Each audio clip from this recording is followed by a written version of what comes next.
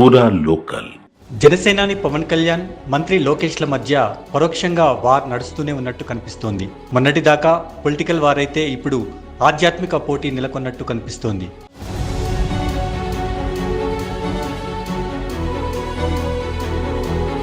లోకేష్ దంపతులు కుంభమేళాకు వచ్చిన మరుసటి రోజే పవన్ దంపతులు ఇక్కడికి రావడంపై పలు ఊహాగానాలు వినిపిస్తున్నాయి. నిజానికి సనాతన ధర్మ పరిరక్షణలో దూసుకెళ్తున్న పవన్ అందరికన్నా ముందే కుంభమేళాకు వస్తారని అనుకున్నారు. కానీ ఈ విషయంలో ఆయన వెనుకబడ్డారు. అది కూడా డిప్యూటీ సీఎం పదవికి పోటీలో ఉన్న లోకేష్ విషయంలో. ఇది పవన్కు కొంచెం ఇబ్బందికరంగానే మారిందని అంటున్నారు. పవన్ రాకముందే లోకేష్ కాశీయాత్రను కూడా పూర్తి చేయడం విశేషం. పవన్ కొద్ది రోజుల కింద దక్షిణాది రాష్ట్రాల్లో పుణ్యక్షేత్రాలను సందర్శించడం, అంతకుముందు అనారోగ్యం వల్ల కుంభమేళాకు రావడం లేట్ అయిందని కొందరు అంటున్నారు.